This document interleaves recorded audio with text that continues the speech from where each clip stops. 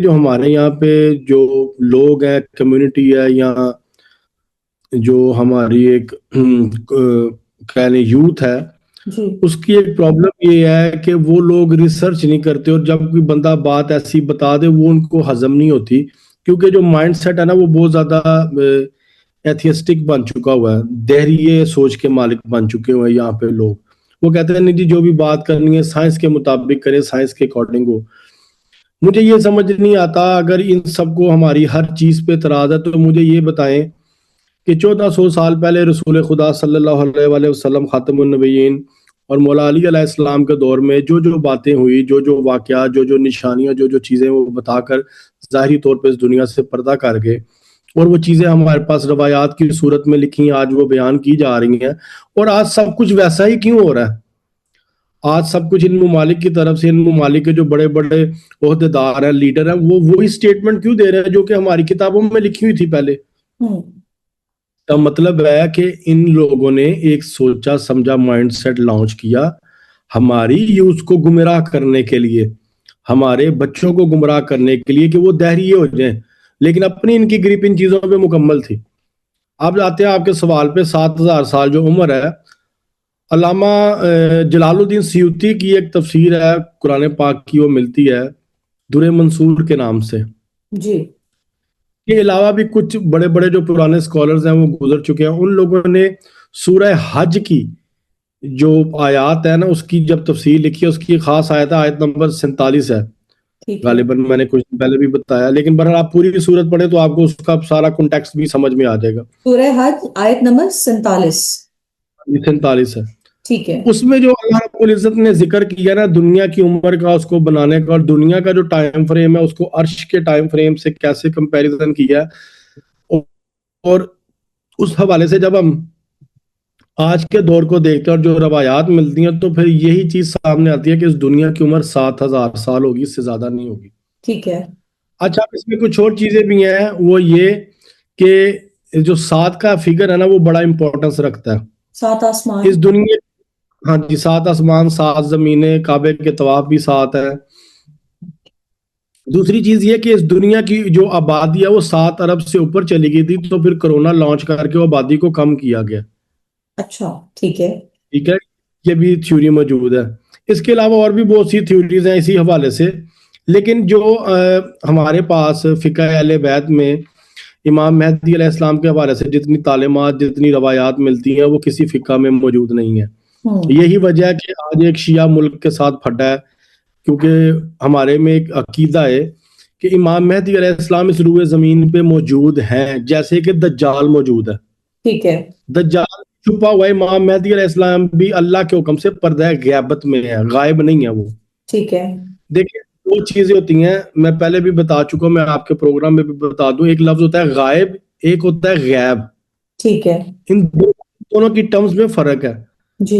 गायब चीज होती है कि जिसके होने ना होने पे आप डाउटफुल हैं। ठीक है। ठीक है, आपके पर्दे के पीछे कोई आपकी बहन खड़ी है, कजन खड़ी है, आपको नहीं कंफर्म, आपको सामने बैठा कोई शख्स बता रहा है, लेकिन आप उस पर डाउटफुल हैं, ठीक है। इसको हम कहेंगे कि वो गायब है। हम्म ठीक। लेकिन आपकी बहन पीछे खड़ी है, आपको नजर नहीं आ रही, और आपको ये यकीन है, आप उसको महसूस कर सकती हैं, सुन सकती हैं, या आपको पता है, आपको उसकी वाइब्स आ रही हैं, आपको पता है वो आपके पीछे खड़ी है, इट मींस वो गैब है। ठीक है। ठीक है। अल्लाह भी गैब है, इस तरह से इमाम मेहदी भी पर्दा गैबत में है। वो इस वक्त दुनिया के तमाम हालात से वाकिफ है, वो इस टेक्नोलॉजी से भी वाकिफ है, इस टेक्नोलॉजी को वो यूज भी कर रहे होंगे। ठीक है। ईरान और इराक के ममालिक में कुछ मस्जिदें, कुछ मुकाम ऐसे हैं कि जो कि इमाम मेहदी अलैहिस्सलाम से मंसूब है। ठीक है। जैसे कि कुम में मस्जिद जमकरान है, इराक में मस्जिद सैल है, और एक मुकाम गैबत है इमाम मेहदी अलैहिस्सलाम का। अब इन जगहों पे जाके इन लोगों ने बड़ी कोशिश की है कि कुछ लोग जो अपने आप को नाइबीन इमाम कहते हैं या मुर्शिद कहते हैं, कि जो पर्दा गैबत में इमाम मेहदी से मसाइल पूछते हैं और इमाम मेहदी उनकी रहनुमाई करते हैं, इस तरह से इन लोगों ने भी अपने कुछ लोगों को प्लांट किया ऐसी कम्युनिटीज के अंदर, के वो भी इस चीज के अंदर कमांड हासिल करें और किसी तरीके से इमाम मेहदी का स्केच तैयार हो जाए, हम उन तक पहुंच सकें। जिसकी अब ये बात मैंने जब पहले की तो इस पे लोगों ने बड़ा मजाक उड़ाया, लेकिन अब ये जो अमेरिका के एक बड़े ओहदेदार का इस पे बयान भी आ गया, तो ये चीज वाज़ेह है कि वो हमसे ज्यादा इमाम मेहदी की तलाश में है।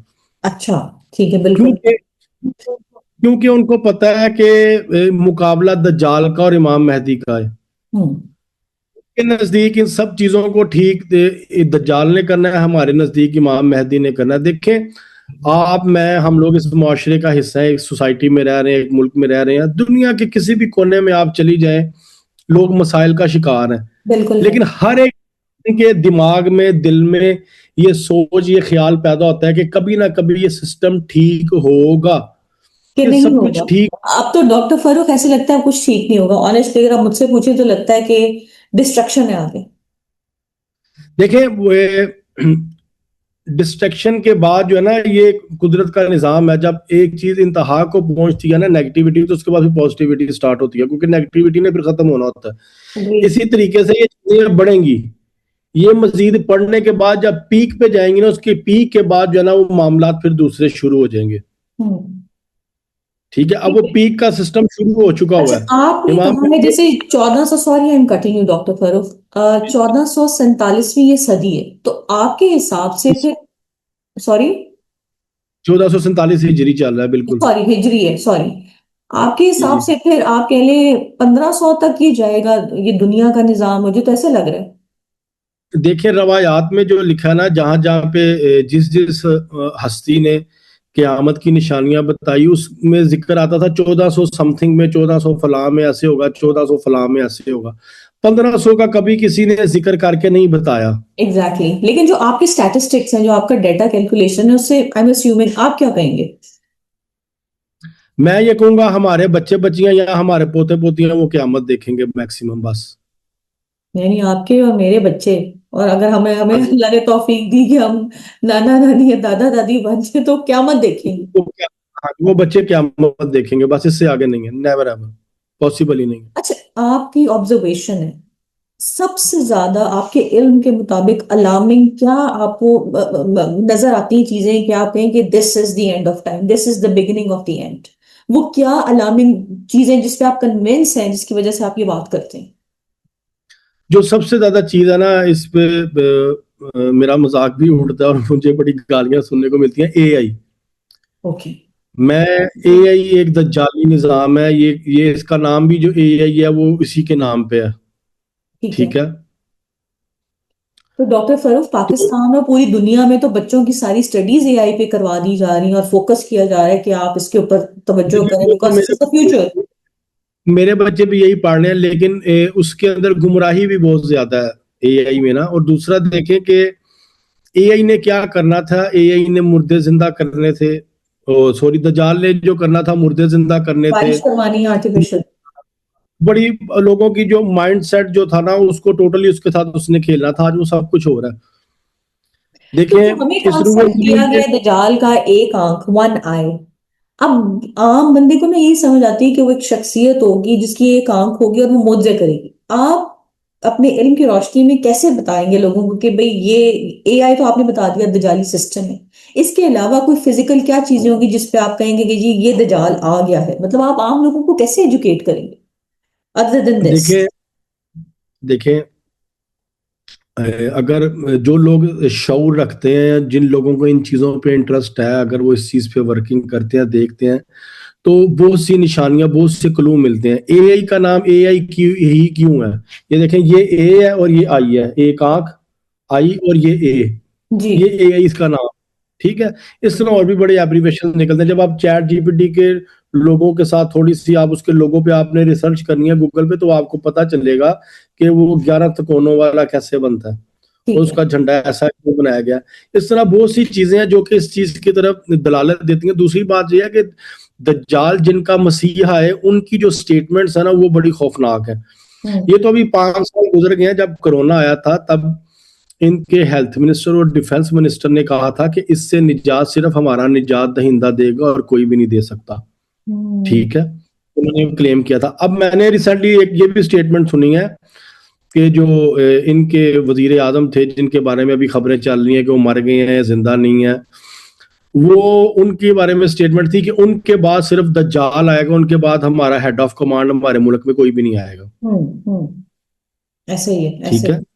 अब जब जो जो देखे ना, वो दज्जाल को क्लेम करते हैं, दज्जाल उनका मसीहा है, उनका नुमाइंदा है, उनके मुंह से सारी बातें अब निकलना शुरू हो गई हैं, वो अपने मुंह से सब कुछ बोल के बता रहे हैं। दूसरा देखें, आज तक कभी नहीं था हमने ये सुना कि कितना मशहूर बच्चों के बर्गर खाने का ब्रांड, उसके अंदर इंसानी गोश्त का इंकशाफ होगा। ठीक है, बिल्कुल। वो अब जाके खुल के सामने आया। अब इस तरह की चीजें खुल के सामने क्यों आ रही हैं? क्योंकि ये दौर फितनों के पीक का दौर है।